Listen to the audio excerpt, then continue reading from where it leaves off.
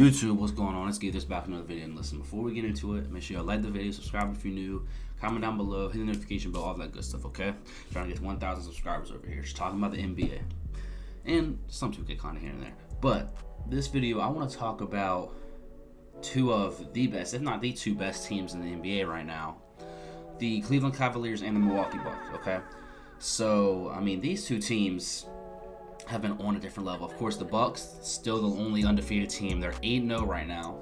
And we'll start off with talking about them because right now they have to be the favorite to win the championship. I mean, they were my favorite coming out of the East before the season started anyway. But, I mean, they are on a whole nother level. Like, excuse me. They don't even have their second best player back yet in Chris Middleton. And their defense is just off the charts. I mean, they're far above the rest of the league when it comes to their defense and their defensive rating. They have the best defense in the league. They got, of course, Giannis, who's, in my opinion, is the leader for Defensive Player of the Year. And they have Brook Lopez down there, who's it's got to be top 5 right now, one of the top 5 shot blockers. And then you got Jrue Holiday, who is the best perimeter defender in the league, in my opinion, right? And you know, you also got these other complimentary guys like Grayson Allen is no slouch on defense. You know, Serge Ibaka, even though he's not giving you a ton of minutes, you know, he's going to come in and fill that role to a lesser degree of what Brook Lopez does. Bobby Portis can defend a little bit, you know what I mean? Javon Carter has been a bright spot for them, you know, coming in, playing that backup one, and he's a solid perimeter defender. I mean, they got all these guys, like, they don't really have a bad defender that's in their rotation. Like, Jordan Nwora isn't the best, but he's not terrible. He's big and he does his role, right? George Hill can, you know, he's always been one of those guys that's kind of 3-and-D, right? So they got a lot of guys over here that are just good at defense. And when you have Giannis, might be the best all-around defender in the league at this moment, at least. You got Jrue Holiday, probably in my opinion the best perimeter defender, and then Brook Lopez is a top 5 rim protector right now. I mean, that's hard to score on, right? And then one thing I've been noticing with them is they're actually, you know, they're limiting other teams from shooting threes. They used to, like last year, I remember in the playoffs, they're playing this drop coverage and the Celtics just were spraying threes, right? But right now, they're not letting teams just easily get off threes. And they're still protecting the rim, right? So they've got a recipe for success over there right now. And Giannis is on pace to possibly win an MVP, but I think he's definitely on pace to win a Defensive Player of the Year for the second time in his career. But on a lesser note, not really on a lesser note, because this team has been hooping too, but the Cavs, man, y'all see I got the Cavs hat on. They're one of my favorite teams to watch. And I love this team, man. I mean, they you know, they're over there. Darius Garland's barely played. He's only played 2 games. The first game he played for a quarter, right? He played for a quarter and, you know, he got poked in the eye or whatever, had been out a lot. But his first game back with him playing alongside Donovan Mitchell, he looked great. I mean, his first game back, he dropped 29, I want to say. It was almost 30. And he had, I want to say, over 10 assists, right? So, he probably not over 10, but close to it. And he's been looking good. I mean, this team all around is just good. I know they're top 10 in offense and defensive rating, right? And that's the thing with them is they actually have the second best defense in the league behind the Bucks, right? And that's to be expected, honestly, because you have Evan Mobley down there who's been looking like his rookie self and still one of the best defenders in the league, one of the best young defenders. Could make an all-defensive team. You got Jared Allen, one of the best rim protectors in the league. And then these complimentary guys are actually coming out there and defending. I mean, I look at their roster. You look at guys like Kevin Love, a good vet coming off the bench. He's been doing good. Shetty Osman, I mean, he's been coming in, scoring when they need him to, still playing scrappy defense. Same thing with Dean Wade, right? And then you got Darius Garland, we haven't seen much from yet, and he's much to be desired on the defensive side of the ball, as we all know.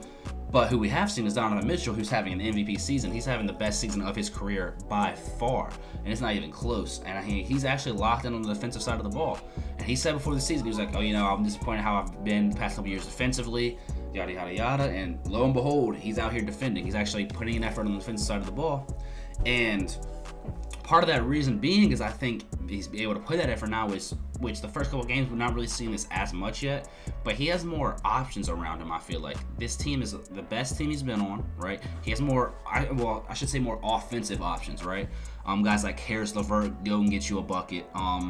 You know, Dean Wade, Shetty Osman, Darius Garland eventually, which that's going to be one of the biggest helps. Kevin Love, all these guys, they can come in and they really can score the ball. That's why they have the second best offense in the league behind, I want to say, they don't have the second best offense. They have the sixth best offense, only behind teams like the Mavericks, the Suns, the Grizzlies, the Celtics, and the Raptors. Okay, but they really can come in and defend now, like Donovan Mitchell, if that matter, because he's not gonna have to carry the whole offense. Right now, he's carrying a lot because Darius Garland wasn't there. But it's the beginning of the season. He still has a lot of his legs under him from having the summer off.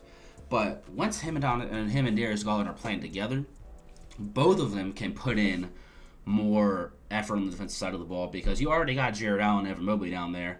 So it's really more about the perimeter defense, right?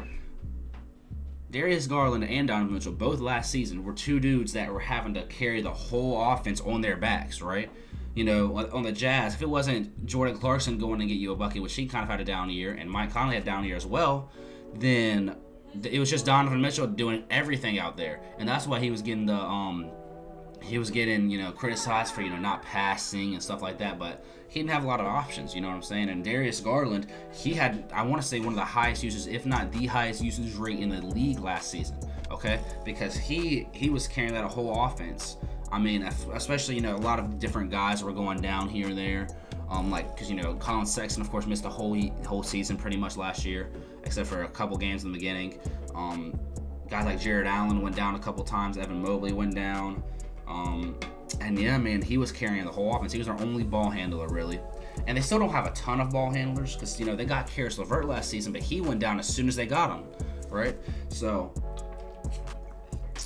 now that they have two primary ball handlers in Donovan Mitchell and Darius Garland, like I said before the season, I'm really high on them. I thought they would be the 3 seed. Right now, they're looking like they can be the 1 or 2 seed, okay?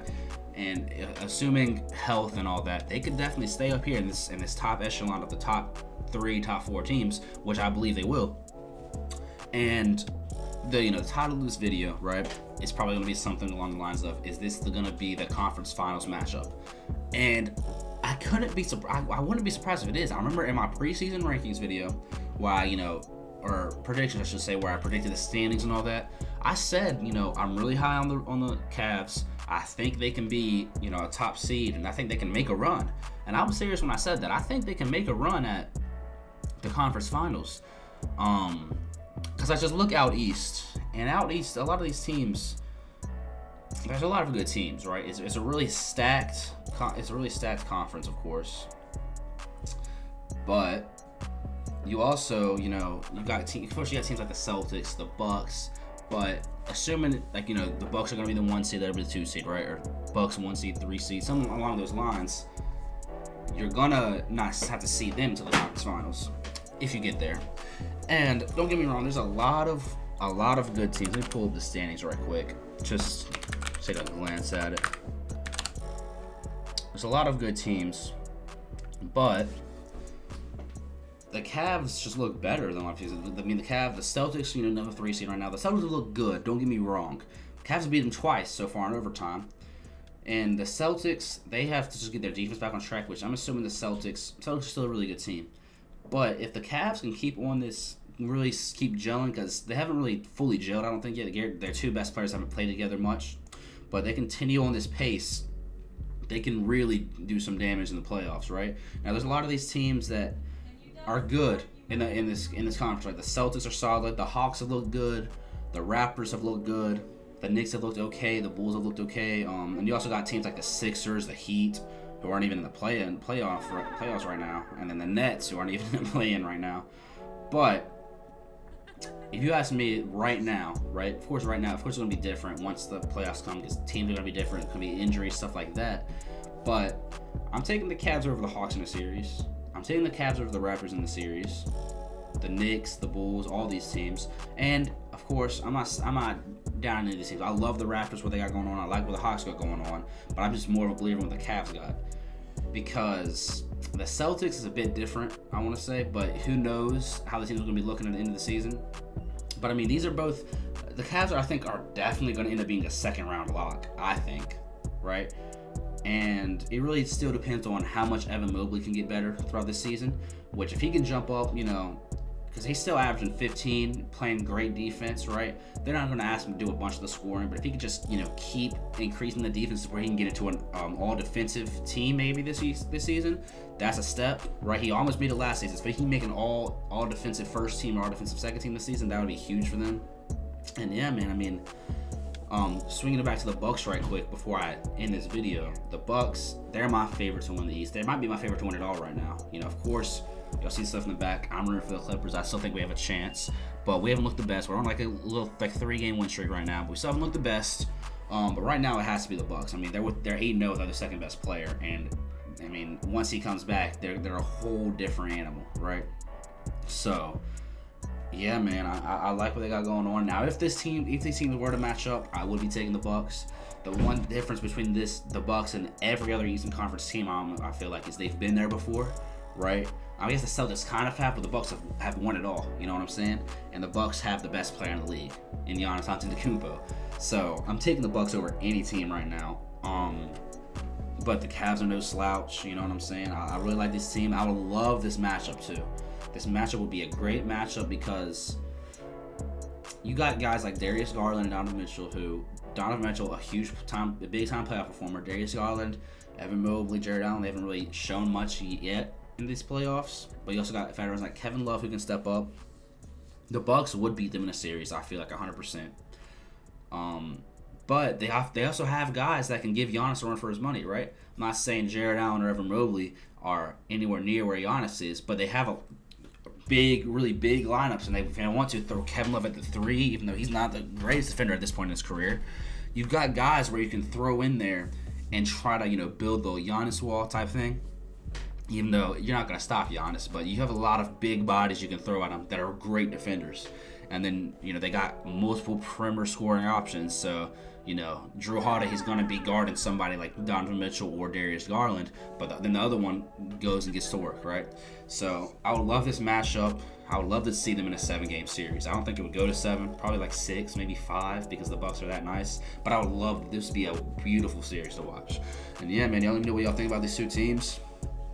I'll probably make a video about the Warriors, the next video I'll see after this, because they are looking terrible.